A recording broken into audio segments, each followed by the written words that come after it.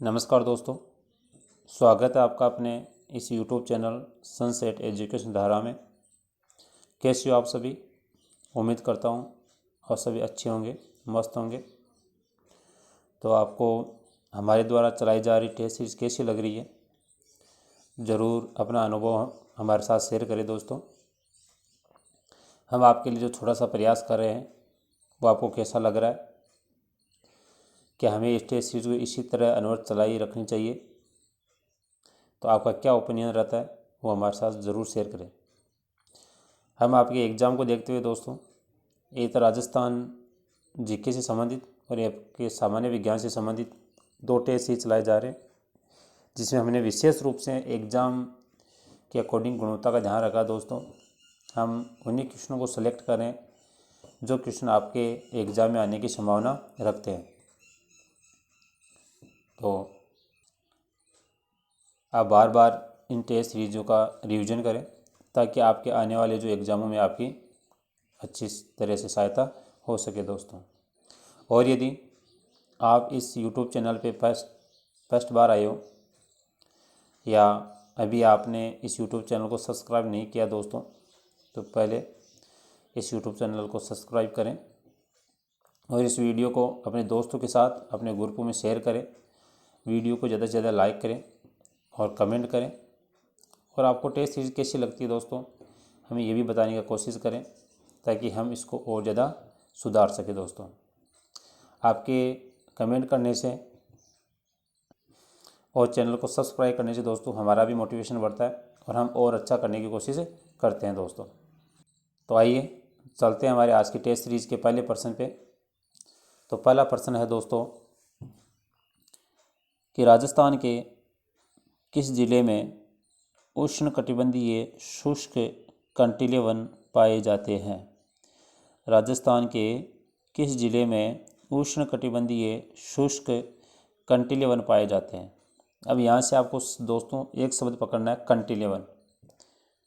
तो कंटीले वन कहाँ पाए जाएंगे? तो ये आपके पाए जाते हैं आपके राजस्थान के पश्चिमी क्षेत्र में। कहाँ पाए जाते हैं दोस्तों? पश्चिमी क्षेत्र में। क्योंकि इसने कहा शुष्क कंटीले बागों की बात की है, तो क्या वो जैसलमेर में, क्या उदयपुर में है, क्या सिरोही में है या कोटा में है? तो आपका सही उत्तर क्या हो जाएगा आपका दोस्तों? तो ये हो जाएगा आपका जैसलमेर। क्या हो जाएगा? जैसलमेर। यानी आपके जो उष्णकटिबंधीय शुष्क कंटीले वन है वो आपके पश्चिमी राजस्थान में पाए जाते हैं, मतलब आपके जैसलमेर में पाए जाते हैं दोस्तों। आइए अगले प्रश्न पे चलते हैं। अगला है, राजस्थान में घास के मैदान और चारागाह क्या कहलाते हैं?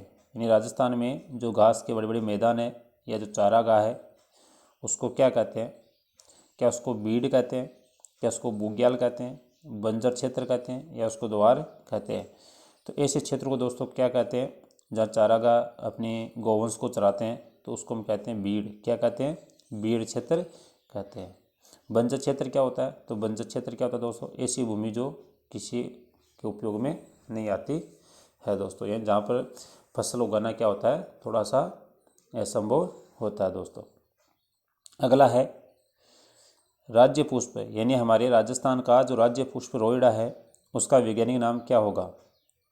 हमारे राजस्थान का राज्य पुष्प क्या है दोस्तों? तो राज्य पुष्प है हमारा रोहिड़ा और राष्ट्रीय पुष्प क्या है? तो वो है आपका कमल। तो उसने यहाँ पर रोहिड़ा का वैज्ञानिक नाम पूछा, तो उसका क्या होगा दोस्तों? क्या प्रोसोफिस सिनेरेरिया होगा, क्या मेजिफेरा इंडिका होगा, क्या टोकोमेला अंडुलेटा होगा या फिर गजेला गजेला होगा? तो सही उत्तर क्या होगा दोस्तों? तो इसका सही उत्तर होगा दोस्तों टेकोमेला अंडुलेटा। क्या होगा आपका? टेकोमेला अंडुलेटा।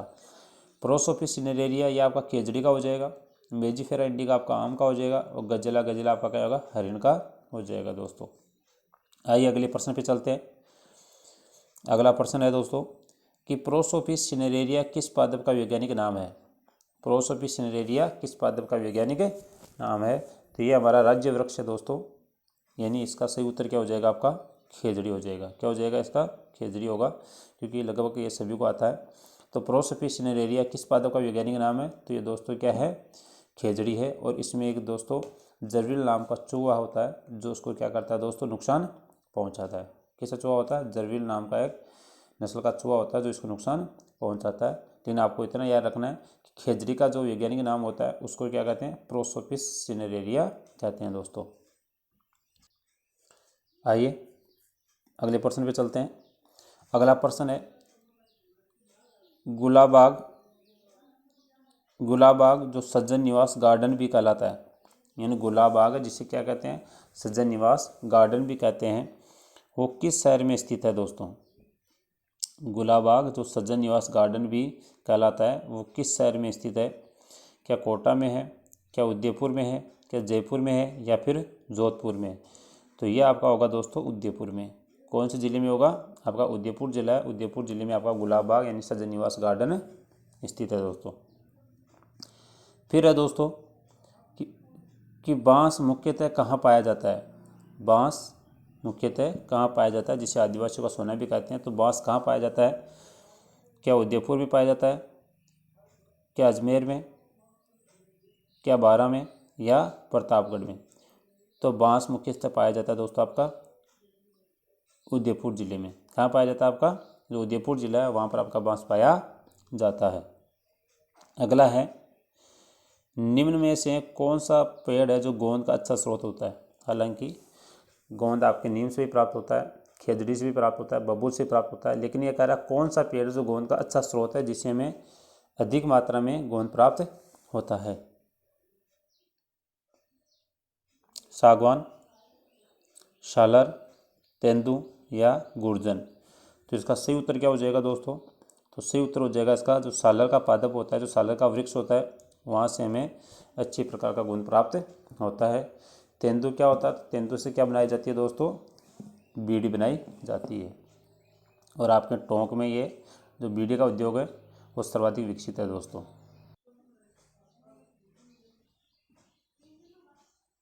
फिर अगला प्रश्न है दोस्तों, कमरों को खुशबूदार एवं ठंडा रखने के लिए किस घास का उपयोग किया जाता है दोस्तों? तो इसका क्या हो जाएगा दोस्तों कि कमरों को खुशबूदार और ठंडा रखने के लिए किस घास का उपयोग करते हैं? क्या खस घास होती है, क्या धामण होती है, करड़ होती है, या फिर उपयुक्त सभी होती है? तो इसका सही उत्तर हो जाएगा जो खस प्रकार की जो घास होती है दोस्तों, इसका उपयोग हमारे जो कमरे होते हैं उनको खुशबूदार और ठंडा करने के लिए काम में लाया जाता है दोस्तों। आइए फिर अगले प्रश्न पे चलते हैं। अगला प्रश्न है दोस्तों, राजस्थान में किस प्रकार के जो प्रशासनिक वन है उनका क्षेत्र आपके सर्वाधिक पाया जाता है? राजस्थान में किस प्रकार के जो प्रशासनिक वन है उनका क्षेत्र सर्वाधिक पाया जाता है? तो आपके इसमें दो है, एक तो इसमें सुरक्षित वन है, एक रक्षित वन है, एक अवर्गीकृत वन है और एक वर्जित वन है। तो लेकिन राजस्थान में तीन प्रकार से बांटा गया है, सुरक्षित, रक्षित और अवर्गीकृत वन इनमें बांटा गया है। तो ये कह रहा है इसमें कौन सा वन क्षेत्र है, उस वन क्षेत्र का सर्वाधिक क्षेत्र आपके राजस्थान में पाया जाता है? क्या सुरक्षित है, क्या रक्षित है, क्या अवर्गीकृत है, या फिर वर्जित है? तो इसका सही उत्तर हो जाएगा दोस्तों आपका सुरक्षित, या इसको संरक्षित भी कहते हैं। सुरक्षित भी कह सकते हो या इसको संरक्षित भी कह सकते हो। तो इनका क्षेत्र आपके राजस्थान में सर्वाधिक पाया जाता है दोस्तों। अगला है आदिवासियों के हरे सोने के नाम से जाने जाने वाला कौन सा है? आदिवासियों के हरे सोने के नाम से जाने वाला वृक्ष कौन सा है? क्या रोइडा है, क्या केर है, क्या बांस है, या सागवान है? तो आदिवासियों का जो हरा सोना है दोस्तों वह कहते हैं आपके जो बांस का पादप होता है उसको क्या कहते हैं? आदिवासियों का हरा सोना कहते हैं। अगला है पश्चिमी राजस्थान में जो दुधारू पशु है उनके लिए निम्न में से कौन सा चारा सर्वश्रेष्ठ है? तो इसका सही उत्तर हो जाएगा दोस्तों आपका सेवण घास। क्या हो जाएगा? जो सेवण घास होती है उसका उपयोग क्या करते हैं, जो पश्चिमी राजस्थान है उसमें जो दुधारू पशु होते हैं उनके लिए उपयोग किया जाता है दोस्तों। आइए अगले प्रश्न पे चलते हैं। तो दोस्तों आपसे फिर से अनुरोध है कि यदि आपने अभी तक अपने इस यूट्यूब चैनल को सब्सक्राइब नहीं किया है तो प्लीज़ पहले सब्सक्राइब करें, और यदि आप इस चैनल पर पहली बार आए हो तो हमारे द्वारा जो पहले अपलोड की गई जो क्लासें हैं एक बार उनको भी विजिट करें और उनका भी अनुभव हमारे साथ शेयर करें। इस वीडियो को लाइक करें, कमेंट करें और अपने ग्रुपों में और अपने दोस्तों के साथ भी शेयर करें दोस्तों। और ये टेस्ट सीरीज आपको कैसी लगती है, तो इसके बारे में हमें बताने की कोशिश करें। तो आइए फिर चलते हैं हमारे अगले प्रश्न पे कि जो वन नीति है, वन नीति के अनुसार कितना प्रतिशत क्षेत्र वनों से आच्छादित होना चाहिए। वन नीति के अनुसार कितना प्रतिशत क्षेत्र वनों से आच्छादित होना चाहिए? क्या 20%, क्या 33%, क्या 25% या 15%? तो इसका सही उत्तर हो जाएगा दोस्तों आपका 33%। कितना हो जाएगा? 33%। यानी वन नीति के अनुसार कितना प्रतिशत वन क्षेत्र से आच्छादित होना चाहिए? तो 33% दोस्तों। अगला है, निम्नलिखित में से किस वृक्ष प्रजाति का प्रयोग ओरल क्षेत्रों को बंजर होने से रोकने और आगे बंजर होने की रोकथाम के लिए प्रयोजनों से किया जाता है? यानी वह कौन सा पौधा है या कौन सा वृक्ष है जिसका उपयोग जो उपजाऊ ज़मीन है उसको बंजर होने से रोकने के लिए या वो आगे बंजर ना हो तो उसके लिए उसका उपयोग किया जाता है? तो क्या सफ़ेद शहतूत का उपयोग किया जाता है, क्या नीलगिरी का उपयोग होता है, क्या नीम के पौधे का उपयोग होता है या फिर गुलमोहर का उपयोग होता है? तो इसका सही उत्तर हो जाएगा दोस्तों आपका जो नीलगिरी का पादप होता है उसका उपयोग इस प्रयोजन के लिए किया जाता है। अगला है, हरित राजस्थान। हरित राजस्थान कार्यक्रम का संबंध किससे संबंधित है? हरित राजस्थान का जो कार्यक्रम है वो किससे संबंधित है दोस्तों? तो क्या वृक्षारोपण से है, क्या वनोन्मूलन से है, क्या वन संरक्षण से या उपयुक्त में से कोई नहीं है? तो इसका सही उत्तर हो जाएगा जो हरित राजस्थान है उस कार्यक्रम का संबंध दोस्तों वृक्षारोपण से है। किससे संबंधित है दोस्तों? वृक्षारोपण से है। आइए फिर अगले प्रश्न पे चलते हैं। अगला प्रश्न है दोस्तों, निम्न में से कौन सा राजस्थान वानिकी एवं जैव विविधता परियोजना का उद्देश्य नहीं है? निम्न में से कौन सा राजस्थान वानिकी एवं जैव विविधता परियोजना का उद्देश्य नहीं है? क्या वृक्षारोपण, जैव विविधता संरक्षण, बाढ़ नियंत्रण या जल नियंत्रण? तो राजस्थान वानिकी और जैव विविधता परियोजना का उद्देश्य नहीं है वो होगा दोस्तों आपका बाढ़ नियंत्रण। यानी उसका ऐसा कोई उद्देश्य नहीं है। उसका उद्देश्य वृक्षारोपण करना, जैव विविधता का संरक्षण करना और जल का नियंत्रण करना दोस्तों। फिर अगला प्रश्न है कि जो टस्सर रेशम होती है, टस्सर रेशम प्राप्त करने के लिए किस प्रकार के वृक्ष लगाए जाते हैं? या टस्सर रेशम प्राप्त करने के लिए किस प्रकार के वृक्षों की खेती की जाती है? तो क्या शहतूत के पौधे लगाए जाते हैं, क्या अर्जुन वृक्ष लगाए जाते हैं, क्या रोहिड़ा का वृक्ष लगाया जाता है या उपयुक्त में से कोई नहीं? तो टस्सर रेशम प्राप्त करने के लिए दोस्तों क्या किया जाता है? जो अर्जुन वृक्ष होते हैं, क्या होते हैं? जो अर्जुन वृक्ष होते हैं उन अर्जुन वृक्षों की खेती की जाती है दोस्तों। तो इस पर जो रेशम कीट पाए जाते हैं उनसे हमें टस्सर रेशम प्राप्त होता है दोस्तों। अगला है स्मृति वन। स्मृति वन कहाँ विकसित किया गया है? स्मृति वन कहाँ विकसित किया गया है? क्या झालाना जयपुर में है, क्या सुजानगढ़ चूरू में है, क्या बोरखेड़ा बांसवाड़ा में है या उपयुक्त सभी में है? तो जो स्मृति वन बनाया गया है दोस्तों, ये स्मृति वन बनाया गया आपका झालाना जयपुर में। कहाँ बनाया गया? झालाना जयपुर में आपके स्मृति वन विकसित किया गया है दोस्तों। आइए फिर चलते हैं हमारे अगले प्रश्न पे। अगला प्रश्न है दोस्तों, राजस्थान में जो वन मंडल है उनकी संख्या कितनी है? राजस्थान में वन मंडलों की संख्या कितनी है? क्या 10 है, क्या 11 है, क्या 12 है या 13 है? तो राजस्थान में जो वन मंडल है उन वन मंडलों की संख्या दोस्तों कितनी है? 13। कितनी है? 13 है दोस्तों। और सबसे बड़ा जो वन मंडल है क्षेत्रफल की दृष्टि से वो आपका कौन सा है? जोधपुर है दोस्तों। कौन सा है? जोधपुर है। फिर अगला है अमृता देवी पुरस्कार किससे संबंधित है? जो अमृता देवी पुरस्कार दिया जाता है दोस्तों वो किससे संबंधित है? तो क्या वन संरक्षण से है, बाढ़ नियंत्रण से है, जल संरक्षण से है या उपयुक्त में से कोई नहीं है? तो इसका सही उत्तर हो जाएगा दोस्तों आपका वन संरक्षण। यानी अमृता देवी पुरस्कार आपके वन संरक्षण क्षेत्र के लिए दिया जाता है दोस्तों। फिर अगला है, राजस्थान में सर्वाधिक वन क्षेत्र किसका पाया जाता है, यानी वह कौन सा पौधा है या पादप है या कौन सी वनस्पति है जिसका राजस्थान में सर्वाधिक वन क्षेत्र पाया जाता है। क्या धोखड़ा है, क्या पलास है, क्या डंडा थोर है या केयर है। तो राजस्थान में जो सर्वाधिक वन क्षेत्र पाया जाता है वो दोस्तों वो पाया जाता है आपका धोखड़ा।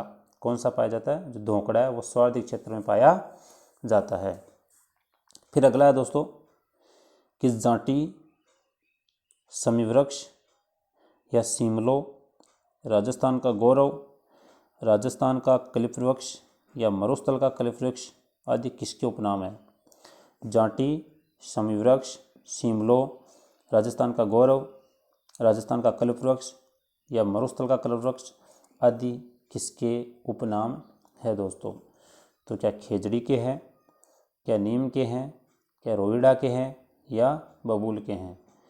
तो ये सारे जो उपनाम है दोस्तों ये आपके राजस्थान राज्य के राज्य वृक्ष खेजड़ी के उपनाम है। तो ये थी दोस्तों आज की आपकी टेस्ट सीरीज। कैसी लगी आपको, ज़रूर हमारे साथ अनुभव शेयर करें। और हम बार बार जो हमारी टेस्ट सीरीज है दोस्तों आपके लिए उसको और अच्छा बनाने की कोशिश कर रहे हैं। और आपको कैसी लग रही है तो ज़रूर हमें बताने की कोशिश करें दोस्तों। और यदि किसी आपको पर्सन में डाउट होता हो या किसी पर्सन को आपको सजेशन करना हो तो आप कमेंट बॉक्स में छोड़ सकते दोस्तों। हम उसका भी आपकी अगली टेस्ट सीरीज को शामिल करने की कोशिश करेंगे। तो आपका इस टेस्ट सीरीज़ को लेकर क्या ओपिनियन है वो भी हमें बताने की कोशिश करिए दोस्तों। हम बार बार इस टेस्ट सीरीज़ को और अच्छा बनाने की कोशिश कर रहे हैं। और यदि आपने इस YouTube चैनल को सब्सक्राइब नहीं किया है तो पहले इस YouTube चैनल को सब्सक्राइब करें, इस वीडियो को लाइक करें, अपने ग्रुपों में अपने दोस्तों के साथ शेयर करें और अच्छे अच्छे कमेंट करें दोस्तों। तो आज के लिए इतना ही रखते हैं दोस्तों। कल आपके जो प्रकाश टॉपिक दे रखा है आपका सामान्य विज्ञान में, उस टॉपिक को लेके एक पार्ट आपको दे दिया दोस्तों, दूसरा पार्ट आपको कल मिलेगा। तो रोज़ आपका मंडे से सैटरडे तक सुबह 11 बजे आपको क्लास मिल जाती है दोस्तों। तो आप अपने यूट्यूब चैनल पे रोज़ विजिट करें और जो आपको दी जाने वाली जो फ्री ऑफ कॉस्ट जो टेस्ट सीरीज़ है उनका बार बार रिवाइज करें ताकि आपका जो आपकी तैयारी चल रही है उसका भी आकलन हो सके दोस्तों। और यदि किसी में आपको डाउट होता है तो आप उसको पूछ भी सकें। तो आज के लिए इतना ही रखते हैं दोस्तों।